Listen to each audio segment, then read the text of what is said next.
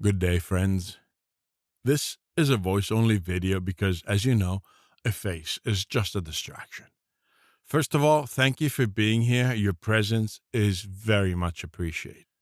The conclusive guide to assembling your team. This is going to be a step-by-step walk-along to building your dream team.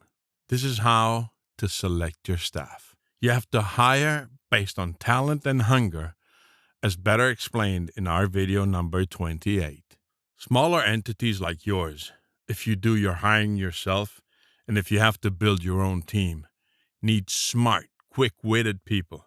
You need problem solvers. Small entities in the beginning do not need hyper-specialized staff that only knows how to do one thing. You need an alter ego, someone that can assist you directly, personally, for as long as possible. Ideally, someone much better than you. Huge companies have hyper-focused needs, like managing a super specific program that is tailored to your needs and will require hiring a person just to manage that computer application. Fine, but till then, do not hire him. Small companies, generally, do not have a specialized need and are more likely to just be a mess that needs to be organized. You need people that will think together with you, not order takers, but people that will think with you. You will need a team that will help you manage your entity. The first mistake to be avoided is hiring competent and specialized staff that is not hungry. You must hire people that are eager to grow, hungry for profit and success. If you do not look to hire sentient beings, you will end up having to do everything yourself. You have to learn to delegate as soon as possible. Stick this into your thick head. You will need to delegate as soon as possible. You cannot delegate and then require the person to check in with you every step he takes. Hire properly, because if you hire a guru of the servers and then he doesn't know what to do with the information he receives, it is a pointless hiring. It's useless to have someone so specialized in your team. I prefer a bubbly and optimistic person that has no clue how to work a program than have a computer genius that does not know what to do with his geniality. To the first, I can teach technical matters. To the latter, I cannot force to get on with a program. You ideally want someone who, within a few months from the day you hire him, begins to understand the flow and gets on with the program. They will make mistakes. We can talk about that later. But do not become control freaks. You cannot do it all on your own. Do not delegate and then demand to see every single email that is sent out. That is not delegating. That is getting in the way of people you're paying to get a job done. You hire them, trust them. If not, fire them and do it yourself. But then don't complain that it all rests on your shoulders, because it doesn't need to be so. It's your choice to do so. Back to allowing your team to make mistakes. The less amount of control, the less autonomy they're given. You progressively need to grant more leeway. The less autonomy, the less autonomous your team will be. Put your staff in the position to make mistakes. The earlier, the better. Earlier they make mistakes, earlier you can correct them, earlier they start thinking of the solution, and earlier they start getting things right. It's a virtuous cycle that you can initiate as early as you want, possibly as early as possible. The contrary is also true. If you grant no autonomy, they will never gain the confidence to take any decision, and you will have staff that will ask you permission to do even the smallest task. And how good is that for morale, by the way?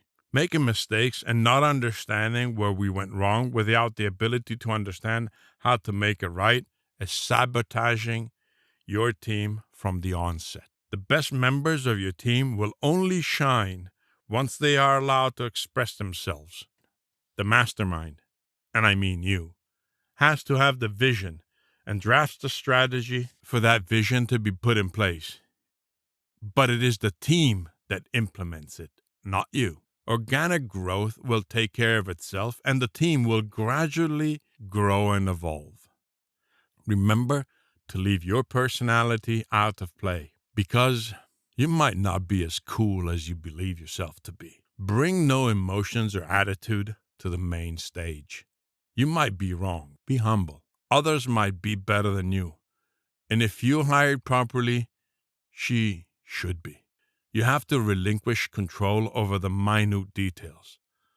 The focus, your focus, is to make sure that the vision is shared and available to everyone within your organization. No one can afford a high level of personnel turnover if this can be avoided. Find a way to assure that your entity is as attractive to staff as can be. Otherwise, you will solely be staffed by mercenaries. It is fine if some of the more generic functions are staffed by workers only interested in their pay. It's a fact of life. They come for the money, and they will leave for the money. The scope is to attract young and talented individuals for key positions, and this can only be done by making space for their creativity to bloom and by creating the conditions where growth can be achieved. Never hire talent with a promise of personal growth and then stun it with your need to control everything. Don't be perverse. Leave people alone.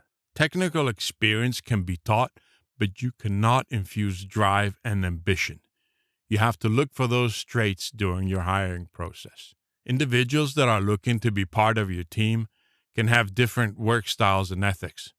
Some actually recognize the perversion of present-day workspaces that have been politically corrected. Highly driven people, dedicated, ambitious, are aware that slackers are always granted a second chance, since we should all be happy regardless of individual efforts. Slackers get offended if we point out that their lack of participation actually makes them less deserving. Hustling millennials do not want a uniform world. They resent the reward system structured for the sake of being politically correct instead of being fair and rewarding merit. These members of your team want to earn what they know they deserve and act upon their ambition. These are the team members that you have to first scout and then support in their growth trajectory, so you can also benefit from their growth. These team members are the ones that study in their free time and develop breakthrough ideas on their own.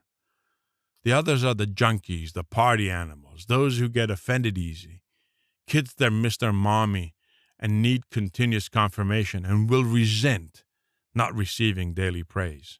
I call them the entitled pack, those individuals that demand their rewards well before doing their share of the load.